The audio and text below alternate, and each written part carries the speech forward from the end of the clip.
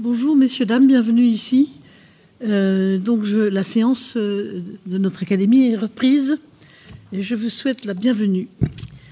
La suite de l'ordre du jour de cette séance plénière du mercredi 28 mai 2025 appelle la communication publique de notre confrère Thierry Grunstein, comment la bande dessinée a découvert le paysage. Avant de vous laisser la parole, cher Thierry, je rappellerai simplement à l'auditoire que vous êtes correspondant de la section de gravure et dessin de notre académie depuis le 17 avril 2024.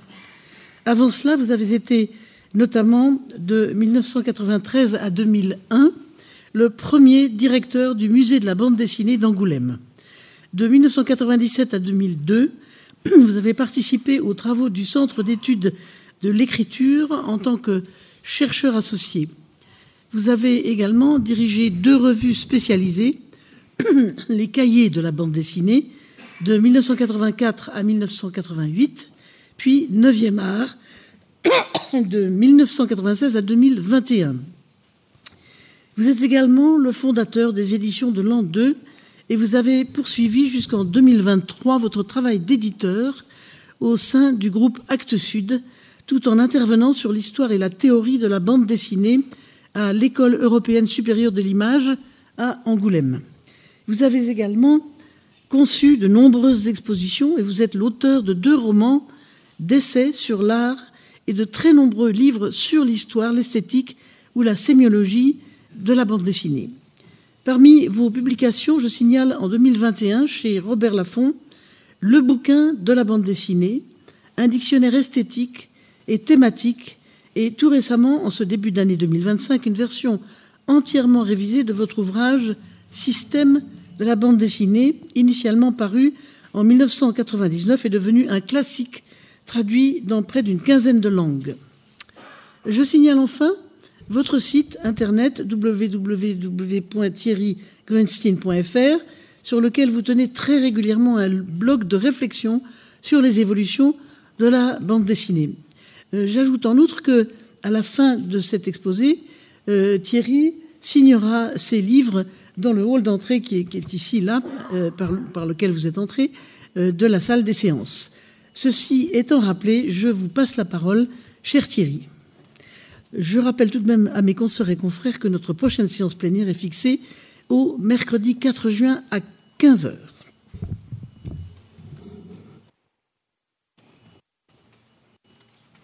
Merci Madame la Présidente. Chers membres et correspondants de l'Académie, Mesdames et Messieurs, chers amis, je vais donc vous relater comment la bande dessinée a découvert le paysage, un titre peut-être que vous aurez pu juger un peu sibyllin, un peu énigmatique, mais qui, je l'espère, va s'éclairer à mesure de mon propos. Je tiens à préciser que j'ai proposé ce sujet en lien avec une exposition qui est actuellement en place à Chartres, au Compas, qui est un musée départemental, conservatoire de l'agriculture, exposition sur le paysage dans la bande dessinée. Et elle est encore visible jusqu'au 15 juin. Donc si à l'issue de cette communication, vous avez envie de vous y précipiter, c'est à 5 minutes à pied de la gare de Chartres et elle peut donc encore vous accueillir. Dans la bande dessinée traditionnelle, le personnage central, celui que la convention désigne comme le héros, qui peut éventuellement être flanqué d'un ou plusieurs acolytes, est continuellement au cœur de l'action. Chaque case est un absolu où le héros se réinstaure à chaque fois comme centre du monde, écrivait Pierre Fresneau de Ruel, qui a été le premier universitaire en France à prendre la bande dessinée comme objet de recherche. Donc le dessin s'organise autour de lui et le décor est relégué à l'arrière-plan, souvent réduit à des indications vagues ou des images convenues. Comme décor, un désert, c'est facile à dessiner, écrivait malicieusement Gottlieb avec cette autodérision qu'on lui connaît. Pourtant, de la famille Fenouillard à Tintin, en passant par Ziguépus, nombre de héros dans la tradition franco-belge furent de grands voyageurs, ce que l'on appelait autrefois des globetrotters. et les dessinateurs étaient fatalement amenés à caractériser les différents territoires traversés au cours de leurs aventures. Eh bien, il me semble qu'ils ont fréquemment utilisé la méthode hitchcockienne du « qu'est-ce qu'ils ont en Suisse ?» Vous vous en souvenez peut-être, dans ses entretiens avec François Truffaut, le cinéaste expliquait que lors de la préparation du film Secret Agent, sorti en 1936, dont l'action se déroule en territoire helvète, il s'était interrogé « qu'est-ce qu'ils ont en Suisse ? Ils ont le chocolat au lait, ils ont les Alpes, ils ont les danseurs folkloriques, ils ont des lacs. » Et je savais que je devais nourrir le film d'éléments qui appartiendraient tous à la Suisse. Eh bien, quand Tintin et le capitaine se rendront en Suisse, eux aussi, à l'occasion de l'affaire Tournesol, leur voiture ne manque pas de plonger dans le lac Léman, victime d'une queue de poisson. Et s'il n'est pas question de chocolat au lait, on y voit Haddock faire un sort à la bouteille de vin blanc local. Alain Saint-Augan était encore bien plus caricatural. À la page 20 de leur premier album, quand Zig et Puce passent par le Japon, ils ont à peine le temps d'enfiler un kimono, ce que vous voyez là dans la première image, que les voilà immédiatement victimes d'un tremblement de terre et déjà sur le départ vers d'autres cieux. De la patrie des mangas, ils n'auront rien vu, pas même la silhouette, pourtant iconique, du mont Fuji. Ainsi, longtemps, le paysage ne put s'épanouir que dans les marges ou les interstices des récits dessinés qui sacrifiaient tout à l'action. Ces espaces périphériques, prédisposés à élargir le cadre, étaient d'abord l'incipit des albums qui affectaient assez fréquemment la forme d'une case panoramique, comme on le voit à travers ces deux exemples prélevés dans l'album Tembo Tabou de Franquin, Robat et Greg et La marque jaune d'Edgar Pierre Jacobs. Et deuxièmement, les pages de garde. Je pense en particulier au fameux espace rocheux de l'Ouest américain au milieu duquel chevauche Blueberry, mais je pourrais aussi mentionner le paysage urbain ouvrant chaque tome des aventures d'Adèle Blanc-Sec. Et en dehors de ces sites privilégiés, le paysage peinait à se déployer dans la bande dessinée, ne serait-ce qu'en raison d'une difficulté technique. Comment faire tenir de grands espaces dans des petites vignettes au format contraint? Quand Hergé, à un moment de bascule de l'album Tintin au Tibet, veut souligner l'immensité de la zone de recherche proposée à ses héros au cœur de l'Himalaya, immensité qui explique leur renoncement provisoire à retrouver le jeune Chang victime d'un accident aérien, il use d'un procédé unique dans tout le corpus tintinesque, tirant parti de la contiguïté des images pour instaurer une continuité dans la représentation du décor et élargissant ainsi le champ de vision. Le cirque des montagnes se prolonge sur toute la largeur des 3 vignettes. On aurait tort cependant de sous-estimer l'impact de certaines images de bande dessinée qui, quoique de dimension modeste, quelques centimètres carrés à peine sur le papier, sont restées prégnantes dans l'esprit de bien des lecteurs. Je ne montrerai à l'appui de cette affirmation, et bien sûr pour ceux qui ont lu cet album, que 2 fragments du Piège diabolique d'Edgar Jacobs, une aventure dans laquelle le professeur Mortimer se rend d'abord à La Roche-Guyon, dans le Val d'Oise, puis se trouve envoyé dans le passé par une machine à remonter le temps, le fameux chronoscaphe, et découvre, incrédule, un paysage du Jurassique. Dans les 2 cas, le texte se plaît à souligner la force d'un décor digne de la légende, puis d'un paysage qualifié d'insolite. Et les lecteurs n'ont pas oublié non plus les petits villages d'Alain Saint-Augan incarnant une France de cartes postales, les forêts et les grèves d'Astérix, la campagne brabançonne qui environne le château de Moulinsart, ou les paysages wallons de Raymond Machereau. Le dessinateur ardennais Hermann s'était vu confier la mise en image de la série Bernard Prince dans l'hebdomadaire Tintin en 1966. Bernard Prince est un aventurier qui visite toutes sortes de biotopes, généralement hostiles, forêts vierges équatoriales, déserts, Grand Nord canadien, jungle marécageuse. Et à la demande d'Hermann, son scénariste grec utilisait les phénomènes naturels à des fins dramatiques. Dans Bernard Prince, la nature se déchaîne. Et le dessinateur aussi, qui se délecte à représenter un incendie dévastateur dans l'épisode La fournaise des damnés, une éruption volcanique dans Le souffle de Moloch, un ouragan furieux dans La loi de l'ouragan, ou une tempête de sable dans L'oasis en flammes.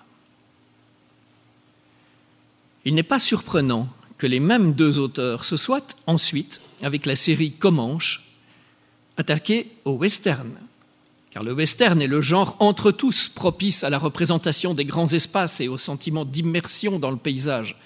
Et bien entendu, je pourrais lui consacrer tout ce qui me reste de temps dans cette communication.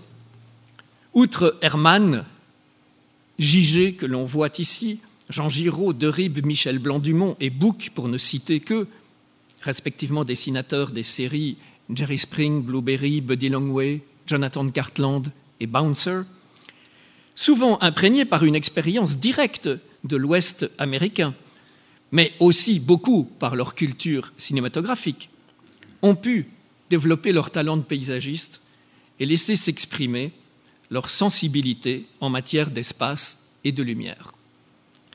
On voit ici, dans ces images prélevées dans le premier tome de Bouncer en 2001, combien les personnages sont minuscules, voire invisibles. Il y a une bulle qui signale que quelqu'un parle, mais on ne le voit même pas, perdus dans l'immensité du paysage. Et on trouve même cette double panoramique avec des images qui s'étirent sur les deux pages en vis-à-vis.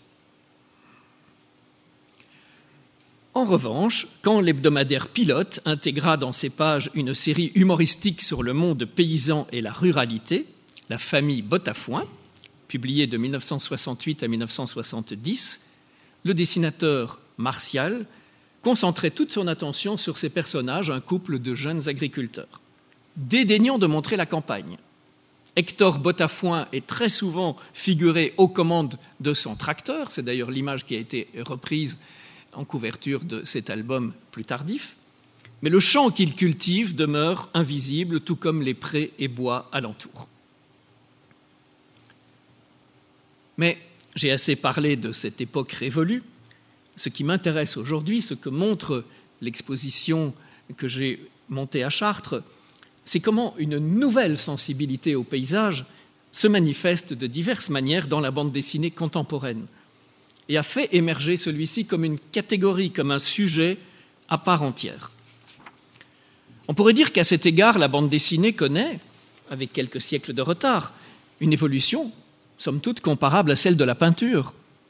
À la Renaissance, le paysage n'apparaissait qu'à travers une fenêtre ou à l'arrière-plan du sujet principal du tableau. D'ailleurs, en 2024, pour l'anecdote, une géologue a prétendu avoir identifié celui que l'on voit derrière la Joconde. Il a commencé à s'autonomiser grâce à certains artistes des Pays-Bas et d'Italie au XIVe siècle, s'est développé considérablement au XVIIe, jusqu'à rivaliser avec le portrait en termes de quantité au XIXe et triompher avec les impressionnistes. Mais ce processus d'autonomisation était sans doute plus difficile à imaginer s'agissant d'un art, la bande dessinée, qui se voue au récit et donc à l'action. Pourtant, on va le voir, la vue en est venue là aussi à exister pour elle-même, sans référence à une action. Je pense que l'un des précurseurs de cette évolution est le dessinateur Jacques de Loustal. Voici un très petit florilège, un simple échantillon de quelques vignettes tirées d'un seul de ses albums, l'un de ses premiers livres, Cœur de sable, paru en 1985, dont le scénariste était Philippe Paringot, livre qui fut très remarqué à sa sortie. Et on peut constater que ces images, dont quelques-unes sont des ouvertures de chapitres, bénéficient du format le plus large possible, puisque souvent elles s'étirent sur toute la largeur de la page. On pourrait d'ailleurs les qualifier pour cette seule raison de cases paysages. On note aussi que plusieurs d'entre elles sont muettes, dépourvues de dialogue ou de texte d'accompagnement.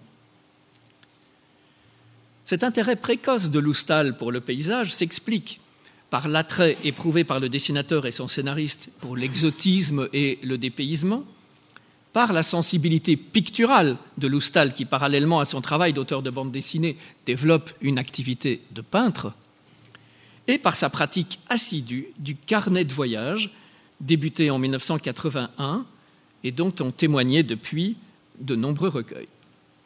À partir des années 2000, il y a deux explications à l'importance accordée au paysage par un nombre croissant de dessinateurs.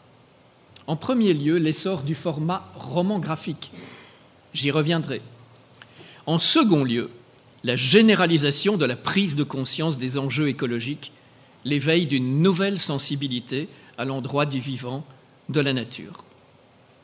Dans son livre « La face sensible de la Terre », paru l'année dernière aux éditions Le Pommier, le professeur émérite à la Sorbonne, Michel Collot, observe que, je cite, « Certains penseurs de l'écologie aujourd'hui critiquent la notion de paysage, censée correspondre à une attitude essentiellement esthétique à l'égard de la nature, qui perpétuerait l'anthropocentrisme et le dualisme responsable de la dégradation de nos milieux. » Mais on verra, j'espère, dans les exemples qui vont suivre, que les créateurs de bande dessinée mobilisent bien les 4 dimensions de l'écosensibilité telle que l'a définie Michel Collot, à savoir les dimensions esthésiologiques, ils perçoivent le paysage par tous les sens, affectives, ils le ressentent dans leur âme et dans leur corps, esthétiques, ils sont réceptifs à sa beauté, et éthiques, enfin, ils se soucient de sa fragilité et ont conscience de la nécessité de le protéger. On avait pu repérer les prémices de cette nouvelle sensibilité dès la première moitié du XXe siècle chez quelques dessinateurs de comic strip, c'est-à-dire ces bandes dessinées publiées aux États-Unis dans les journaux d'information. Je songe notamment à Lionel Feininger, qui deviendra un peintre rattaché au Bauhaus et dont la carrière dans la bande dessinée fut assez éphémère puisqu'elle a duré un peu moins de 2 ans. À Harold Foster et à son prince valiant inspiré de la légende arthurienne, bande dessinée à grand spectacle s'il en fut jamais. Mais surtout à Frank King, l'auteur de la série Gasoline Alley, qui a débuté en 1918 et qui paraît toujours. Et c'est la plus ancienne bande dessinée à paraître encore quotidiennement, puisque c'est depuis plus d'1 siècle qu'elle nous donne ce rendez-vous. Bien entendu, ce n'est plus Frank King qui la dessine et elle a depuis longtemps perdu tout son intérêt. En tout cas, à son époque, les protagonistes étaient Walt Willett, un homme d'âge mûr, foncièrement bon, et Skizix, son fils adoptif. Et dans les magnifiques pages en couleur publiées le dimanche, il n'était pas rare de les voir se promener à travers champs, bois ou canyons, le premier enseignant au second à connaître, admirer et respecter la nature. Je mentionnerai encore White Boy, 1933, de Garrett Price, dont le héros était un jeune blanc capturé par une tribu Sioux qui allait apprendre à vivre au milieu d'eux et à se conformer à leurs coutumes. La faune sauvage, les aigles, le bison, ours et autres blaireaux y tenaient un rôle très important, au point que, dans certaines livraisons, le récit était comme mis sur pause au profit de planches plus didactiques présentant tous les habitants des grandes plaines. Mais si ces œuvres déjà anciennes témoignaient d'une intimité avec le vivant, non sans lien avec le mythe de la wilderness, qui est très cher aux Américains, c'est évidemment dans des bandes dessinées de la fin du XXe siècle et du début du XXIe que l'anxiété ressentie face aux dommages que les activités humaines causent à la planète commence à inspirer les créateurs. Ainsi, la déforestation, la pollution massive de l'eau, la destruction des sols, les extinctions de masse, la crainte d'un effondrement de la société industrielle étaient la trame de fond du manga de Hayao Miyazaki, Nausicaa de la vallée du vent, publié sous la forme d'une bande dessinée donc au début des années 80 avant de devenir le film d'animation que l'on sait.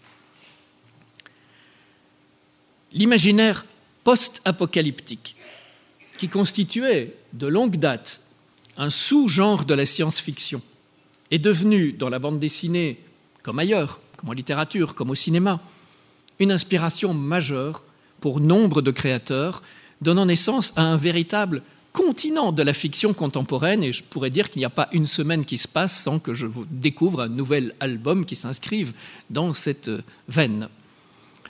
Parmi les œuvres que j'ai présentées dans l'exposition de Chartres, il n'y en a pas moins de 7 qui s'y rattachent directement. Je les cite très vite ici, la plus ancienne à la plus récente: Simon du Fleuve de Claude Auclair, Aquaviva de Guillaume Trouillard, Résilience d'Augustin Lebon, La Terre des Fils de J.P., Négaliode, que vous voyez ici à l'écran, de Vincent Perriot, Dans la forêt de Lomig, d'après le roman de Jean Egland, et Canopée de Louise Jaure. Et bien d'autres œuvres s'inscrivant dans la même mouvance auraient pu y figurer. Je mentionnerai seulement à titre d'exemple la trilogie du coup de sang d'Enki Bilal, composée des albums Animal Z, Julia et Röhm et La couleur de l'air, The End de Zepp, bien entendu le transpersonnage de Loeb et Rochette, qui date déjà de 1984, et depuis 2019, son préquel imaginé par Matz et Rochette, Transpersonnage Extinction, qui explicite ce qui a conduit à la catastrophe et à l'invention du train des survivants. S'il y en a parmi vous qui n'ont pas lu le Transpersonnage, peut-être connaissez-vous en revanche, car c'est un film qui passe régulièrement à la télévision, le long métrage qu'en a tiré le coréen Bong Joon-ho, Snowpiercer. Ou encore, ce sera mon dernier exemple pour ne pas être trop long, le récent ouvrage La Route de Manu Larsenet, d'après Cormac McCarthy. Toutes ces bandes dessinées illustrent ou questionnent les thèses de la collapsologie, les ravages causés par l'hubris technologique. Elles imaginent le monde d'après la catastrophe ou l'effondrement. Les paysages dévastés en témoignent, qu'ils soient en proie au chaos, transformés en champs de ruines ou en désert improductif, pris dans la glace ou encore noyés sous les eaux. Dessinateur qui fut mon étudiant à l'école d'art d'Angoulême et fondateur des éditions de la Cerise à Bordeaux, Guillaume Trouillard montre dans son album Colibri les ravages de la déforestation ainsi que l'extension prise par les mégalopoles et leurs nœuds routiers tentaculaires. Dans un autre de ses livres, Aquaviva, qui est annoncé en 6 parties dont 2 sont encore à paraître, il nous transporte après l'apocalypse et nous convie à une déambulation parmi les ruines. Il est impossible de ne pas nous attarder ici sur la fameuse histoire courte de Robert Crumb, A Short History of America, dessinée en 1973 et qui, après plusieurs publications dans la presse, fut reproduite sous la forme d'une sérigraphie et d'un poster largement diffusé. Il s'agit, vous le voyez, d'un plan fixe en 12 images montrant les mutations successives de l'environnement dans un coin non localisé du territoire américain sous l'effet de l'action humaine. La première case semble dater d'avant l'histoire, on n'y trouve même pas trace des Native Americans. Puis la nature vierge accueille successivement une ligne de chemin de fer, une maison, une route, des poteaux télégraphiques, un village, et ainsi de suite, jusqu'à ce que le dernier arbre disparaisse au profit d'un espace urbain entièrement construit, asphalté, et d'une forêt de cygnes. Crumb ne montre pas directement l'action de l'homme sur le paysage, seulement son résultat, implicitement décrit comme un saccage méthodique. Il s'en dégage un sentiment de perte irrévocable, une nostalgie d'un temps béni où le paysage n'avait subi aucune empreinte de l'homme. Une des sources de cette histoire est certainement l'album jeunesse The Little House de Virginia Lee Burton, paru en 1942 et que Walt Disney a adapté en dessin animé. Dans la 12e et dernière case figurent les 2 seuls mots de la planche « What next ?» que pourra bien être la suite. À cette question, tous les auteurs post-apocalyptiques dont je parlais il y a un instant ont répondu d'une seule voix, eh bien, la catastrophe. Puis, le temps de la perpétuation de la vie et de la difficile reconstruction d'une société par un petit nombre de survivants. Crumb, lui, était moins catégorique. 9 ans après avoir dessiné sa Short History of America, il y ajouta 3 nouvelles vignettes qui représentent 3 possibilités alternatives de futur. En premier lieu, certes, le désastre écologique, mais vient en second la solution par la technologie baptisée Futurama, et en 3, le retour à un mode de vie plus sobre, écologique, Ecotopia, qui paraît être le résultat de l'adoption d'une politique de décroissance. Mais, je l'ai dit, l'essor du format roman graphique est aussi, pour beaucoup, dans l'émergence du paysage.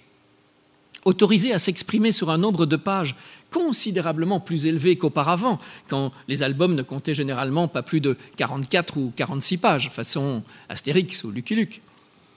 Les dessinateurs ont pu adopter une narration beaucoup plus lente, avec des pauses descriptives, des moments contemplatifs, et c'est dès lors que la nature a commencé à exister dans leur récit à côté de l'homme, désormais inscrit dans le vivant.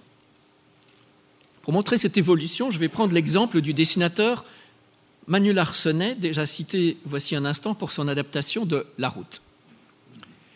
Dans le tome inaugural de sa première grande série, Le Combat ordinaire, en 2003, les planches 15 et 20 étaient constituées chacune de 8 vues de paysages sur fond bistre. Et en réalité, ces images font diversion. Elles sont une manière de ne pas illustrer directement les propos du narrateur, qui ne parle pas du tout de nature, mais qui évoque sa psychanalyse et ses crises d'angoisse. Dans l'œuvre suivante de Larsonnet, Blast, le même artiste dispose de beaucoup plus de pages. Au lieu de 3 albums d'une 50aine de pages, il en signe 4 de 200 pages chacun, donc 800 pages en tout. Dès lors, les images s'agrandissent. J'ai compté 34 pleines pages dans le seul tome 1. Et nombreuses sont celles qui montrent, de jour ou de nuit, la campagne, les sous-bois et les rencontres avec la faune. Cette fois, ces représentations ne sont plus hors sujet. Le protagoniste, Polza, en rupture de société, est parti vivre seul dans la nature. On remarque particulièrement les pages dépourvues d'action et de dialogue, comme celle-ci, dans lesquelles des cases a priori étrangères au fil narratif viennent s'intercaler, qui figurent des animaux. Il n'est pas insignifiant que cette irruption, somme toute surprenante, d'autres catégories de vivants s'accompagne de silence, comme si ce dernier était une condition sans laquelle il est impossible de se rendre attentif à tout ce qui vit autour de soi. Et on peut songer à la phrase de Victor Hugo, « C'est une triste chose de songer que la nature parle et que le genre humain n'écoute pas ». Quoi qu'il en soit, ces inserts seront encore plus systématiques dans l'œuvre que Larsonnet fera paraître après Blast, à savoir son adaptation en 2 volumes du roman de Philippe Claudel, Le rapport de Brodeck. Ils deviennent dès ce moment un effet de signature, une sorte de marque de fabrique de l'artiste. Et désormais, le dessinateur alterne les plans d'ensemble avec les vues rapprochées, trouvant dans cet aller-retour un équilibre, et sinon une poétique, en tout cas un principe de mise en scène.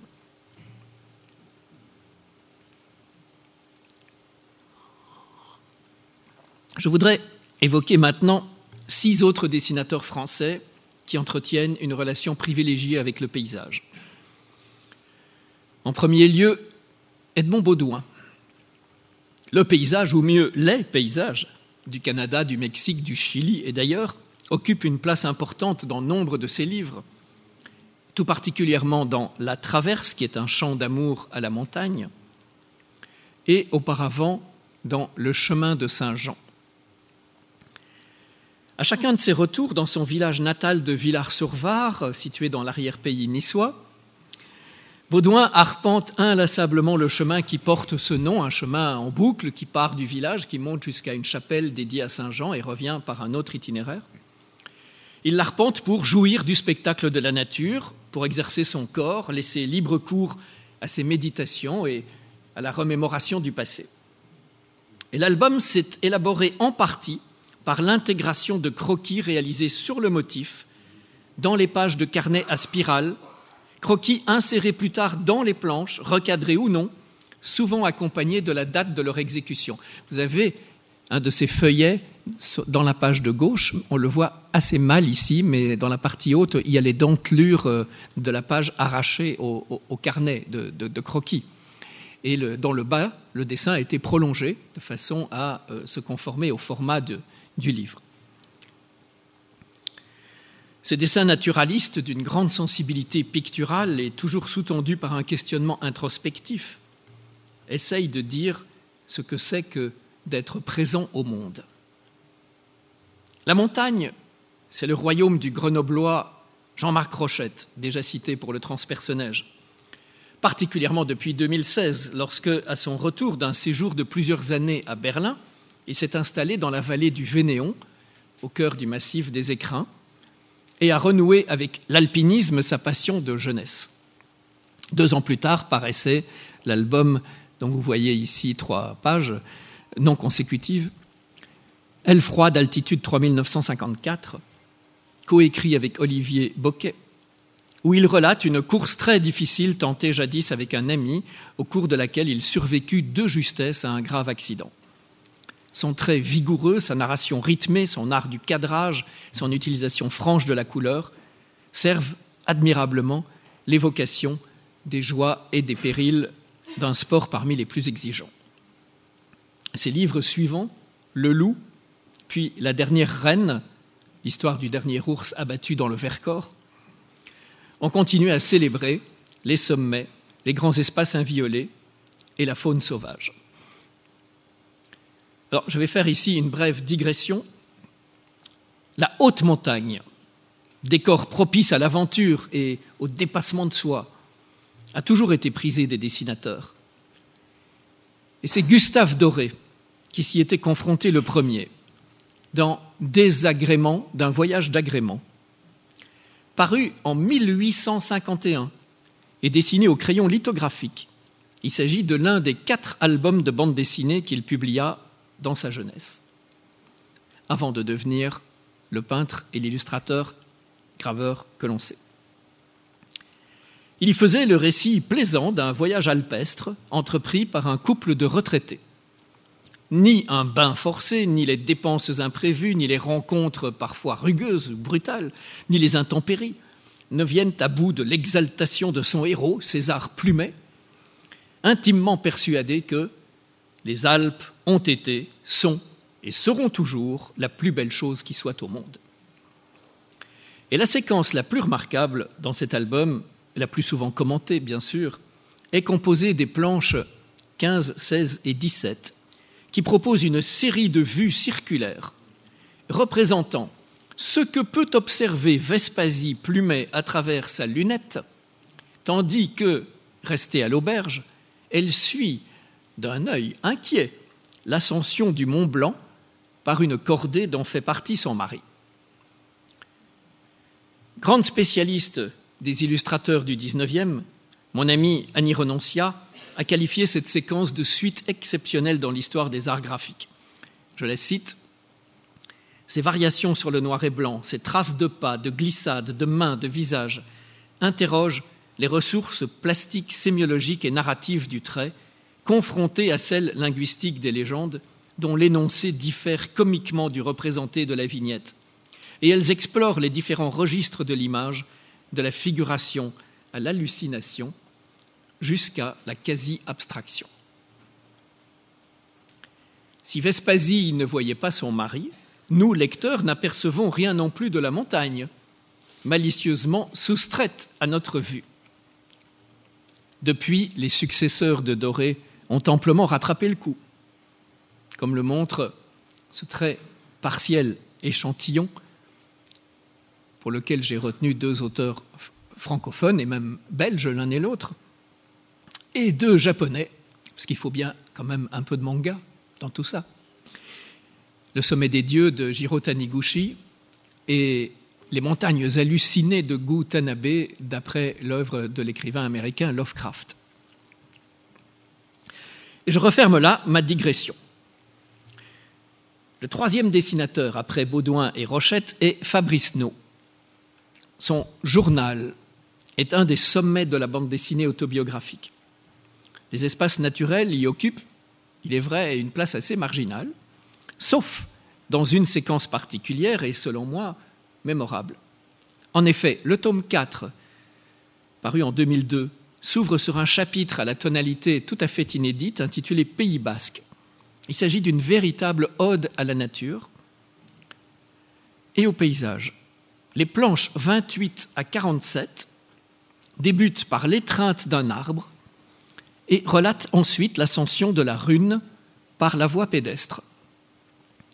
La séquence, ici raccourcie, est entièrement muette, à l'exception de la dernière page qui emprunte au cimetière marin de Valérie les mots pour exprimer l'éblouissement de Fabrice devant le panorama qui s'étale à ses pieds entre mer et montagne. La mer, toujours recommencer.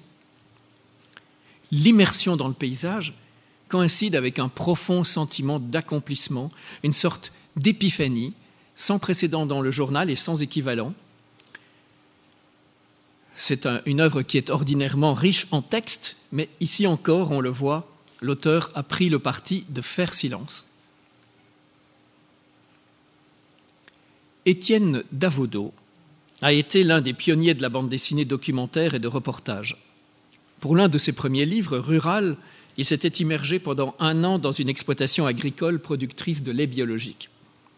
Dans Les Ignorants, il s'initiait à la culture de la vigne et à la production du vin auprès d'un ami vigneron bio en Anjou.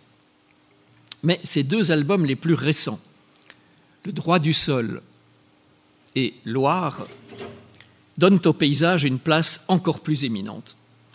Dans le premier cité, il dessine le périple de plusieurs semaines qu'il a effectué à pied, traversant la France en diagonale, depuis la grotte de Pêchemerle dans le Lot, jusqu'au site de Bure, pressenti pour l'enfouissement de nos déchets nucléaires.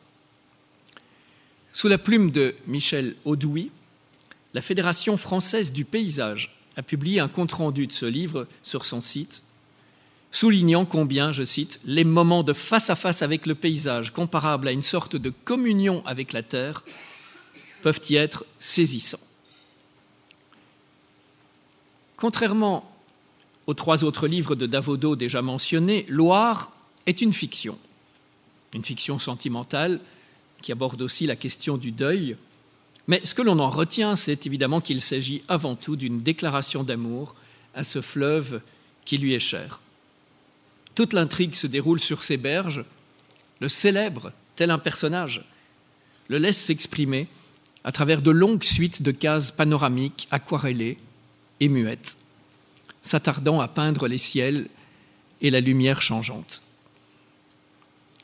Et pas plus tard que hier, je me plais à vous le signaler, c'est une information qui vient de tomber, comme on dit dans la presse, j'ai appris la sortie d'un numéro hors-série de la revue 303, une très belle revue des Pays de la Loire, qui paraît depuis 1984, numéro qui s'intitule « L'appel du fleuve », sous-titré « La Loire en bande dessinée », pour laquelle ils ont rassemblé 23 histoires inédites commandées auprès d'auteurs et autrices de la région. Donc nul doute que l'album de Davodo les a inspirés et en tout cas il a fait des émules. Le Rennais Jean-Michel Masson, dit Nilso, s'est consacré tout au long des années 2000 aux aventures vagabondes inspirées de l'univers des Mille et une nuits d'un improbable personnage appelé Jérôme d'Alphagraphe, un petit bonhomme entré en apprentissage chez un libraire, mais qui, s'il rêve d'écriture, passe ensuite le plus clair de son temps à voyager, mener une vie nomade dans sa roulotte ou sur le dos de Bourrique, sa mule, avec laquelle il a de longues conversations au fil d'un récit improvisé. Jérôme est immergé dans des paysages souvent bucoliques évoqués à travers une multitude de petits traits tracés à la plume Rotring 01, petits traits, voire petits points. Et dans son dernier livre, Les Julies, paru en 2024, Nilso se met en scène avec son fils, observant des petites créatures féminines sorties des fonds marins qui progressent sans but apparent à travers prairies et forêts. Existent-elles vraiment ou seulement dans leur imagination? On ne sait. En tout cas, leur petitesse rend plus intense encore ce sentiment d'immersion dans des espaces naturels enveloppants qui paraissent frissonner sous la brise.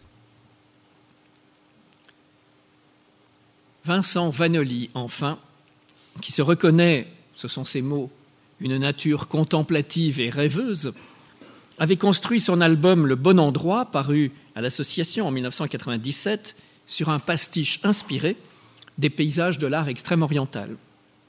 Il s'attachait au pas du yak sur lequel chevauchait un dénommé Chang Pu, géomancien de son état, lequel déclarait « Je laisse aller mon esprit jusqu'à ce qu'il se fixe sur un paysage que je cherche, que je m'y trouve en harmonie, alors j'aurai trouvé le bon endroit. » Vanoli multipliait les compositions en pleine page, mêlant encre de Chine, gouache blanche et pastel gras. Dans d'autres de ses livres, tels Brighton Report ou le récent La Boucle, son récit emprunte encore la forme d'une déambulation à travers des paysages soit urbains, soit ruraux, dans lesquels il a lui-même séjourné et qui ont nourri son imaginaire. Et les 3 pages que vous avez à l'écran sont extraites d'un autre de ses livres encore, paru en 2006, et qui a pour titre « Le côté obscur du dimanche après-midi ». Naturellement, cette sensibilité au paysage est partagée par un certain nombre d'autrices, au premier rang desquelles notre chère Catherine Meurice. Dans Les Grands Espaces, elle est revenue sur son enfance dans les Deux-Sèvres du côté de Melle. Elle y déclare, dès la séquence inaugurale, vouloir faire provision de paysages, d'odeurs, de silence.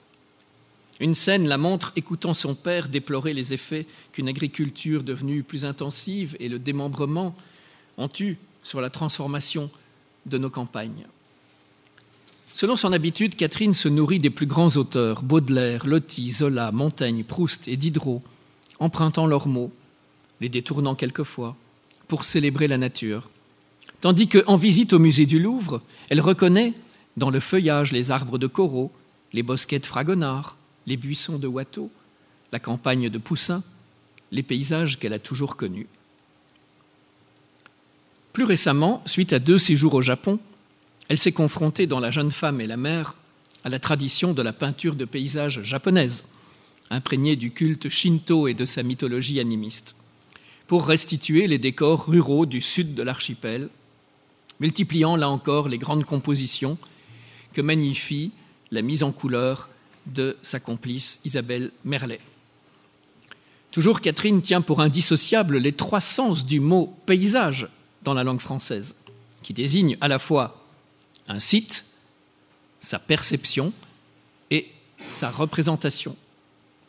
Et les paysages qui mobilisent son attention sont toujours déjà médiatisés par d'autres regards. Dans le bel album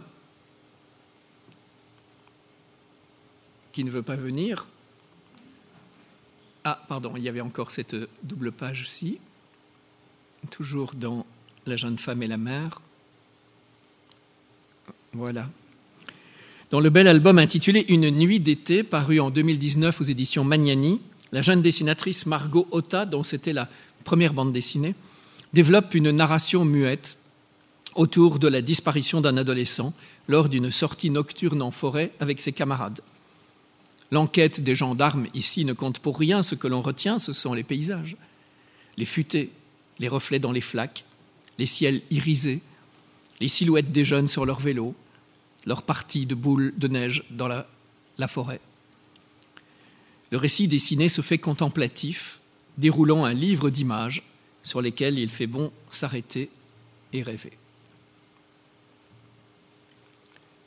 La Suédoise Anneli Furmark a été révélée en France en 2010 lorsque j'ai moi-même publié dans la collection L'An 2 chez Actes Sud son album autobiographique « Peindre sur le rivage », dans lequel elle revenait sur ses années de formation dans une école d'art située au nord de son pays, au cœur d'une région où terre et mer se rencontrent et où alternent nuit et jour polaires.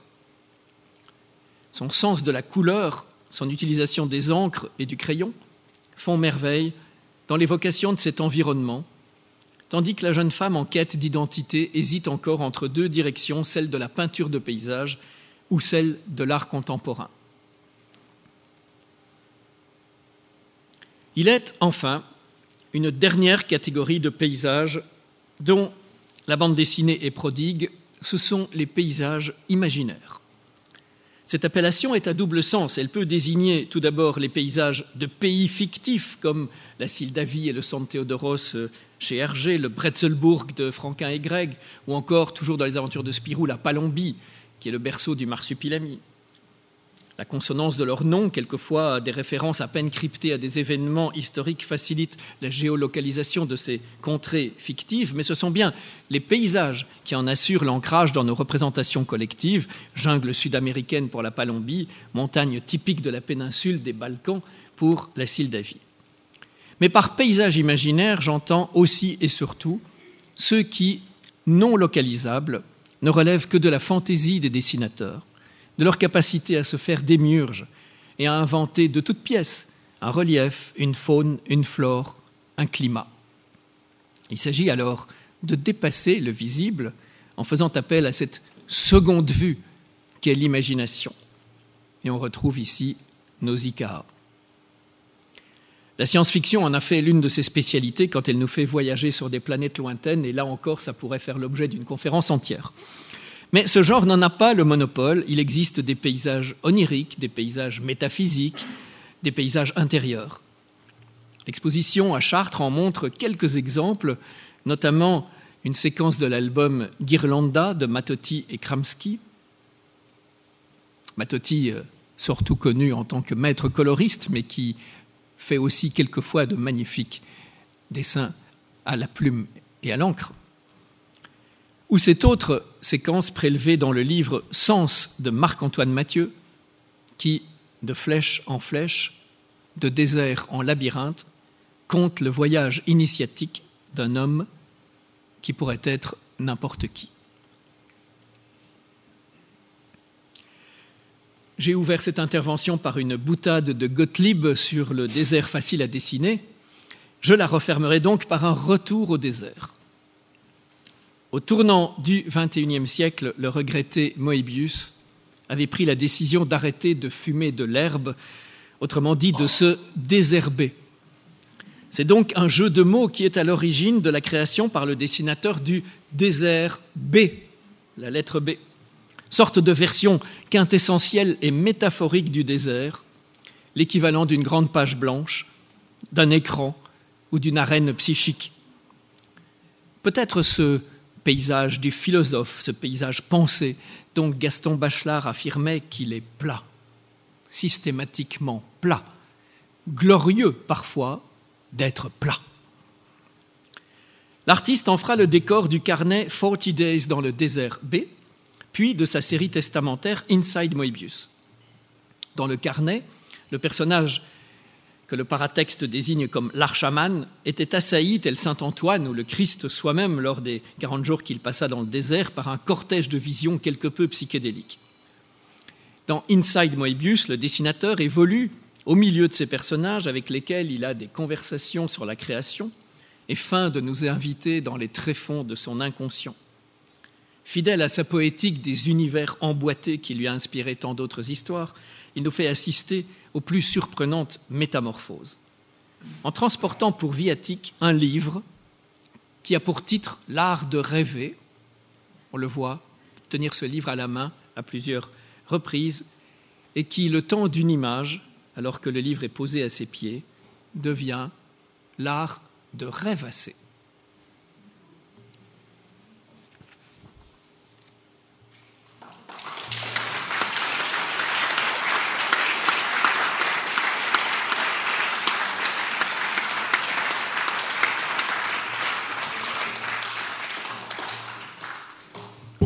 Merci beaucoup Thierry pour cette évocation très intéressante. Il y a beaucoup de noms qui je dois dire humblement, m'étaient inconnus, et c'était d'autant plus intéressant pour cette raison. Peut-être y a-t-il quelques questions de la part de l'auditoire. N'hésitez pas.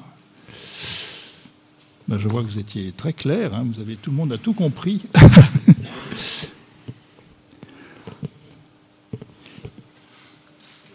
Alors, Émeric Zublena. Ce qui m'a frappé, c'est qu'il y a très peu de paysages de nuit dans vos projections. C'est vrai. Est-ce qu'il y a une explication ou c'est simplement votre choix ? Je n'y ai pas prêté autrement attention. Ce n'est pas un choix délibéré de ma part. J'aurais sans doute pu introduire plus de séquences nocturnes. Et j'en aurais trouvé, bien sûr, chez Chaboutet, chez bien d'autres, qui auraient mérité de vous être montrés. Mais bon, on ne peut pas tout montrer dans les limites du temps qui m'était imparti.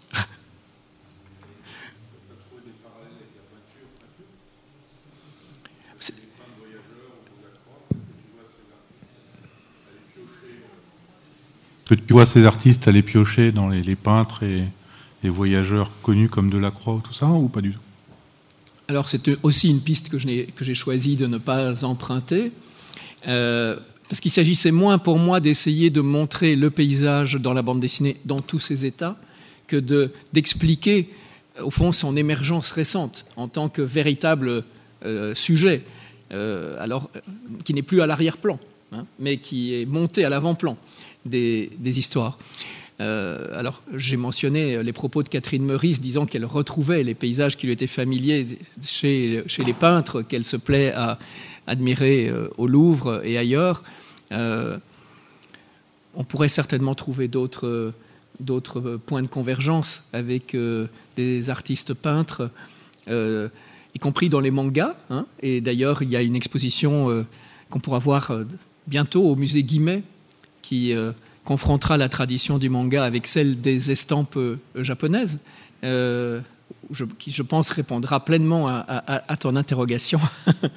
Voilà. Donc c'est un autre chapitre qui reste à ouvrir. Merci beaucoup. Est-ce qu'on peut rappeler l'exposition qui se tient donc à Chartres? Donc l'exposition s'intitule « Petites cases, grands espaces ». Le paysage dans la bande dessinée. Elle se tient au Compas. Il y a 41 artistes qui sont réunis dans 300 mètres carrés d'exposition. Certains que vous avez vus, d'autres que je n'ai pas montrés aujourd'hui. Et elle se tient donc jusqu'au 15 juin. Ah oui, 15 juin. Mais elle est en place depuis le mois de décembre. D'accord. Bien, merci beaucoup pour votre présence et je déclare la séance levée. Merci encore à Thierry Grunstein pour cette communication.